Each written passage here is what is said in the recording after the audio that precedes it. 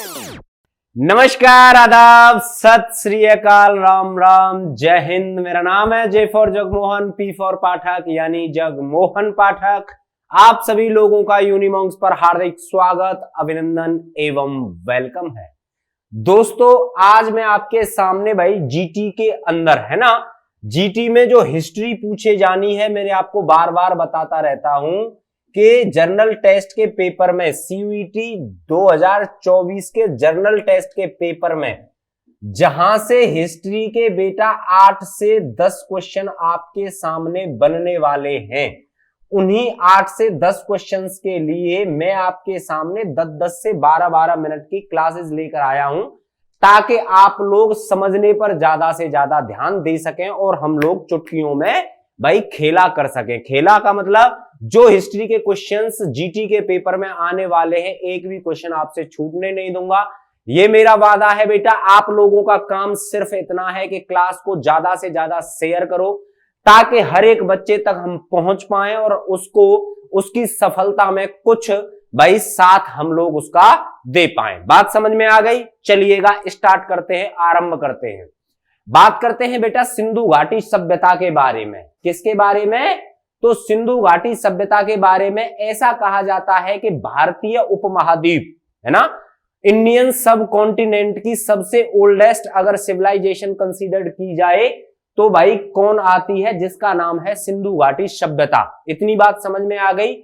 अब एक चीज बोल लीजिए कि सभ्यता किसे कहते हैं। सभ्यता का मीनिंग सिर्फ सिविलाइज्ड से ही नहीं है ना, सभ्यता का मीनिंग है बेटा एक ऐसे सभ्य समाज से जिसके अंदर भाई एक तरीके से आप सिविलाइज्ड किसे कह सकते हैं कि जिसके पास हर चीज भाई मौजूद हो। ठीक है, तो ऐसी ही सिंधु घाटी सभ्यता निकल कर आई कब, मैं वही आपके बारे में यहां पर पूरी डिटेल लेकर आया हूं। चलिएगा बात करते हैं बेटा।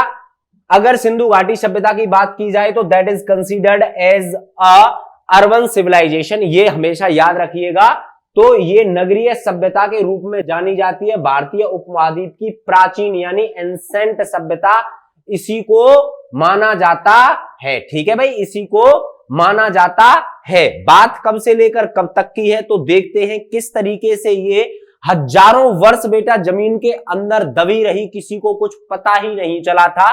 तो किस तरीके से ये उजागर हुई, किस तरीके से इसको फाउंड किया गया। बात है 1848 से लेकर 1853। पहले तो ये डेट याद रखिएगा, मैं आपको लिख कर दे रहा हूं। अगर जी भाई हिस्ट्री से अगर टफ क्वेश्चन बने तो आपसे क्या पूछेगा? आपसे डेट पूछेगा। अगर आपसे सरल क्वेश्चन बने तो आपको सीधे सीधे क्या पूछ लेगा? सीधे सीधे आपसे फैक्ट पूछ लेगा। ठीक है, इसके अलावा जो मैं यहां पर करा रहा हूं, अगर एक भी क्वेश्चन अलग चला जाए तो गारंटी है भाई बिल्कुल ही किस्मत खराब हो, वो अपनी बीवी से ही झगड़ा करके आया हो सुबह सुबह एग्जामिनर और तब उसने पेपर बना रहा हो, तो मैं कह नहीं सकता, बल्कि 99.99% मैं आपको यहां से क्वेश्चन फंसा कर देने वाला हूं। ठीक है, आगे बात करते हैं। तो उस टाइम पर 1848 से लेकर 1853 तक गवर्नर जनरल रहे थे हमारे भारत के कौन बेटा? तो इनका नाम था लॉर्ड डलहौजी। क्या नाम था?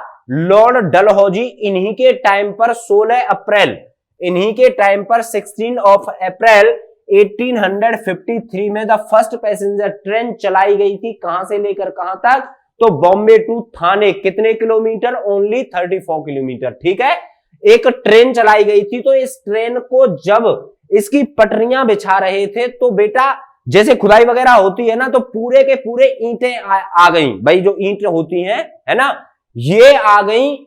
अब जो लोग वहां पर काम कर रहे थे वो उतना अंदाजा नहीं लगा सके कि ये क्या है क्या नहीं है। ठीक है, तो इसको क्या किया गया? इसको इग्नोर मार दिया गया। लेकिन बेटा होता क्या है कि 1856 भाई, क्यों? क्योंकि लॉर्ड डलहौजी को भाई आर्कियोलॉजी में कोई इंटरेस्ट नहीं था, है ना, कोई कैसा भी इंटरेस्ट नहीं था। अगले ही बार हुआ क्या कि अलेक्जेंडर कनिंघम, नाम याद रखिएगा, ये 100% पूछा जा सकता है आपसे अगर क्वेश्चन यहां से बनाने की कोशिश की तो। ठीक है, तो 1856 में अलेक्जेंडर कनिंघम भारत आए, याद रखिएगा ये कौन थे, तो बेटा ये एक आर्कियोलॉजिस्ट था, अपने आप में ये बंदा कौन था, आर्कियोलॉजिस्ट था, लेकिन इतनी कुछ खास मतलब फर्क नहीं डाल सके। लेकिन कहा जाता है कि इन्हीं को भारतीय पुरातत्व विभाग का क्या फादर ऑफ इंडियन आर्कियोलॉजी के नाम से इन्हीं को जाना जाता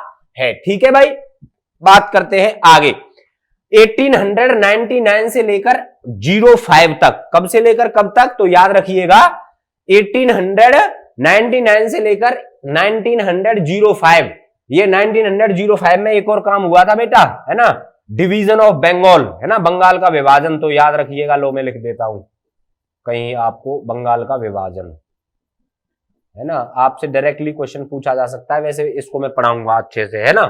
हुआ क्या आगे, तो 1899 से लेकर 1905 तक लॉर्ड कर्जन, ये नाम याद रखिएगा, लॉर्ड कर्जन, इसी के द्वारा बेटा एक ASI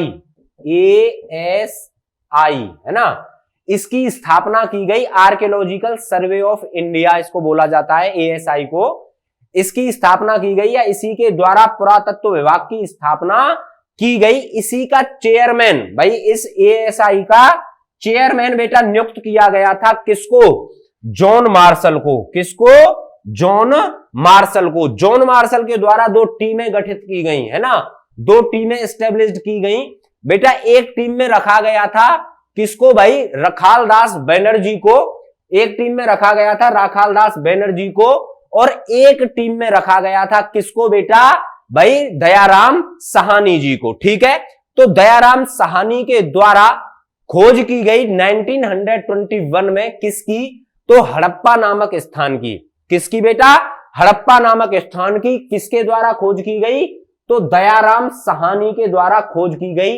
ये याद रखिएगा, एक एक चीज मेरे साथ साथ आप लोग लिखेंगे तो वादा है मेरा, एक छोटे से छोटा क्वेश्चन जाने नहीं दूंगा इधर से उधर। आपसे सिर्फ एक ही काम है, दबा के शेयर करते रहो। जो भी बच्चा ईमानदारी से CUET 2024 की तैयारी कर रहा है बेटा, उसको भाई हर एक डोमेन सब्जेक्ट हो, चाहे वो आपका बेटा भाषा वाला पेपर हो, लैंग्वेज वाला पेपर हो, चाहे आपका GT यानी जर्नल टेस्ट प्रिपरेशन हो, ये कोई भी हो, आपका एक भी क्वेश्चन छूटने हम लोग नहीं देंगे। तो आपका काम सिर्फ इतना सा है कि भाई दबा के शेयर करते रहिएगा। चलिएगा आगे बढ़ते हैं, बात करते हैं 1921 में जब ये दोनों टीमें गठित हुई, तो बेटा एक टीम पर एक आदमी गया, हड़प्पा नामक स्थान की खोज की, किसके द्वारा, तो दयाराम साहनी के द्वारा। कहां है ये हड़प्पा, तो ये बेटा लाहौर,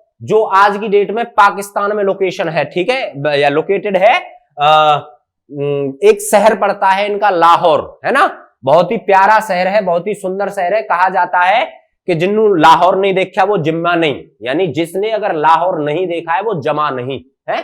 पता नहीं क्या है लाहौर में, हम तो गए नहीं, मैं भी नहीं गया, आप भी नहीं गए। तो कहां पड़ता है, तो लाहौर के पास माउंट गोमड़ी एक जिला पड़ता है ना। ये कहां है, तो रावी नदी के किनारे स्थित है। पूरी एक एक चीज डिटेल्ड पूर्वक दे रहा हूं तुमको। 1922 में अगले ही साल क्या हुआ कि एक मोहनजोदड़ो नामक स्थान की खोज की गई।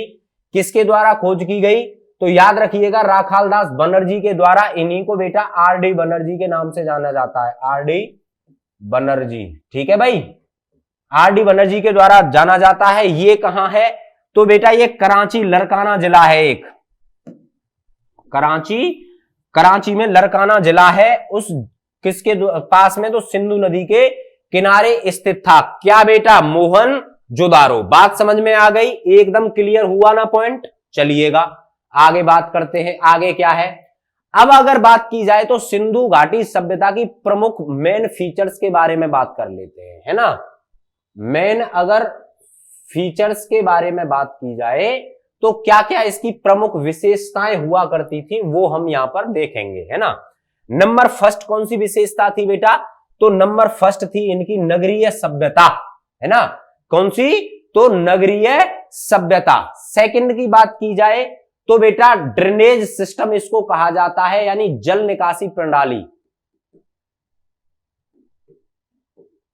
ड्रेनेज सिस्टम इसको कहा जाता है। दूसरा क्या था, भाई जिसको आप लोग बार्टर सिस्टम के नाम से जानते हैं। किसके नाम से? बार्टर सिस्टम के नाम से जानते हैं।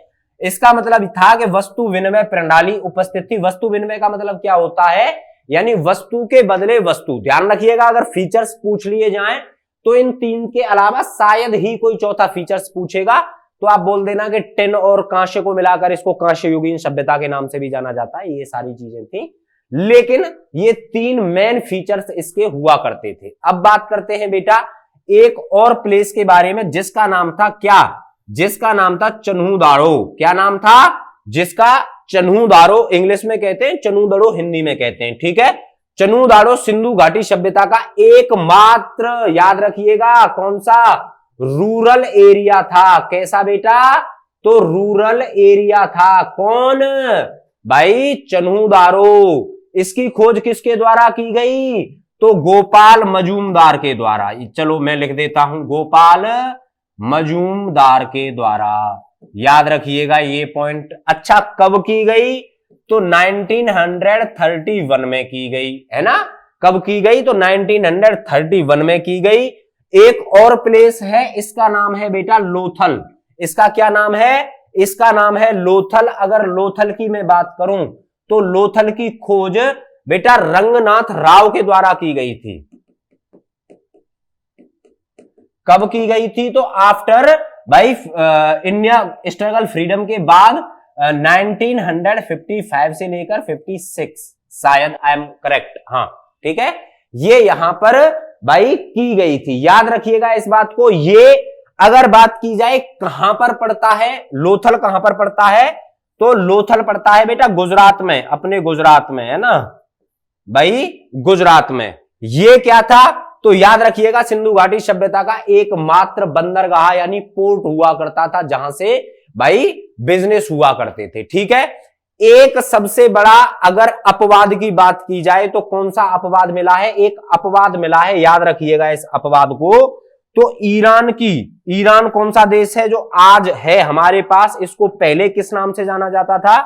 तो इसको पहले जाना जाता था पर्सिया के नाम से। किसके नाम से? तो पर्सिया की एक बेटा यहां पर मुद्रा यानी करेंसी मिली है। कहां पर मिली है?